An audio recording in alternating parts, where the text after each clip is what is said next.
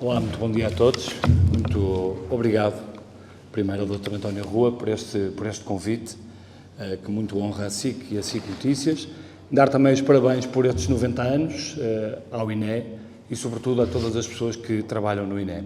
Bom, o exercício que me foi pedido pelo Presidente do INE foi o de tentar explicar, no fundo, a importância das estatísticas e dos dados para o bom exercício do jornalismo. Não é fácil, porque é de facto uma matéria cada vez mais essencial no mundo da comunicação. Eu tomei aqui umas notas que passo a ler. Vivemos num tempo em que os dados estão por toda a parte, nas redes sociais, nos governos, nas empresas, nas ciências, mas sabemos também que todos esses dados podem ter diferentes leituras. Sem uma boa interpretação, esses números dizem pouco. E aí, julgo eu, que entra o papel fundamental do jornalista: transformar dados brutos em informação compreensível, útil e confiável. Através da análise estatística, os jornalistas podem transformar dados brutos em informações significativas que permitem informar melhor a audiência sobre questões relevantes que estão a marcar a atualidade. As estatísticas são, por isso, essenciais para o bom jornalismo, pois oferecem uma base objetiva. Essas estatísticas ajudam a fundamentar notícias, a dar contexto, a mostrar tendências e, principalmente, nos dias de hoje, a combater a muita desinformação. Em vez de opiniões menos sólidas, o jornalista pode apresentar factos concretos. Alguns exemplos: taxas de desemprego, evolução de determinado partido ou tendência num período pré- ou pós-eleitoral, evolução de uma doença, lembramos-nos dos casos da Covid-19, ou ainda dados sobre educação, segurança, economia e muito mais. Além disso, o jornalismo baseado em dados permite denunciar mentiras ou deturpações que passariam despercebidas, ou até mesmo injustiças sociais. Por exemplo, cruzando dados públicos, já foram denunciadas disparidades raciais no sistema de justiça, fraudes e até escândalos internacionais, como o caso, por exemplo, dos Panama Papers. Mas é importante lembrar, números mal usados também podem servir para manipular, gráficos enganosos, amostras mal escolhidas ou correlações falsas podem distorcer a realidade. Por isso, o jornalismo deve ser rigoroso, ético, atento e transparente na forma como recolhe, analisa e apresenta os dados. Hoje, o jornalismo pode apresentar-se mais fragilizado pela velocidade a que tantas vezes está sujeito. E há mesmo quem defenda que essa alegada crise de credibilidade possa estar a ser compensada pela assertividade do chamado jornalismo de dados. A verdade é que essa busca dos dados, ou o recurso a modelos de fact-checking, por exemplo, acrescentam maior fundamentação e precisão às notícias e trabalhos jornalísticos. Mas retomemos os exemplos de quando o recurso aos números tudo ou quase tudo altera. Recentemente, o país assistiu a uma discussão sobre a relação entre a criminalidade e a imigração, um debate alimentado por um sentimento de insegurança alegadamente gerado pela desinformação, manipulação e pelas fake news. Os números foram determinantes para o esclarecimento. Concluiu-se que o número de reclusos não acompanha o aumento do número de estrangeiros residentes em Portugal.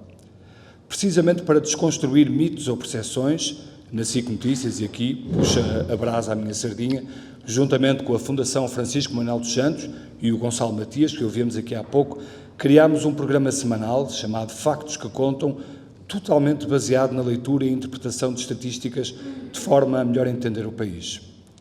Outro exemplo: durante a pandemia da Covid-19, meios como o The New York Times, a Folha de São Paulo ou o Our World in Data e tantos outros usaram estatísticas para mostrar o avanço dos casos, as taxas de vacinação e o impacto por região. Esses dados ajudaram governos e cidadãos a tomar decisões com base em evidências, como implementar ou retirar restrições. Em períodos eleitorais, como nas eleições brasileiras de 2022, os jornalistas usaram estatísticas para desmentir boatos. Por exemplo, gráficos que mostraram que a abstenção em regiões específicas não favorecia nenhum candidato, contrariando teorias da conspiração. O caso dos Panama Papers, que atrás referi, é um dos maiores exemplos de jornalismo de investigação com dados. Em 2016, uma equipa internacional, de que faz parte do Expresso, analisou milhões de documentos depois de um leak usando softwares de análise estatística e visualização de redes. Isto resultou em revelações brutais sobre lavagem de dinheiro, corrupção e evasão fiscal em vários países. Mas é importante lembrar, números mal usados também podem manipular, gráficos enganosos, amostras mal escolhidas ou correlações falsas podem mesmo distorcer a realidade. Em publicações nas redes sociais é mais comum do que se pensa ver gráficos com eixos cortados para ampliar ou minimizar o suposto resultado do partido ou do apoiante daquele partido. O jornalista tem de estar, por isso, atento a essas manipulações, porque são mais usuais do que se pensa. Mas as estatísticas e o cruzamento de dados permitem-nos também perceber as alterações da realidade. Nas eleições do último fim de semana, a leitura fina dos resultados leva-nos a conclusões muito reveladoras de como a sociedade se está a transformar. Para lá do quem venceu e do quem perdeu, o que nos dizem afinal os votos? Um texto do Expresso conta-nos que uma análise cruzada dos concelhos onde cada partido teve mais votos permite tirar pistas sobre os eleitores tipo de cada um. Curiosidade, a Iniciativa Liberal e o LIVRE têm muitas coincidências, o Chega e a CDU também têm algumas. A AD, por exemplo, teve melhores resultados em concelhos com maior percentagem de casamentos católicos e teve também melhores resultados em concelhos com maior percentagem de população com pelo menos ensino secundário cumprido. E foi ainda mais feliz onde é maior o número de empresas por 1000 habitantes.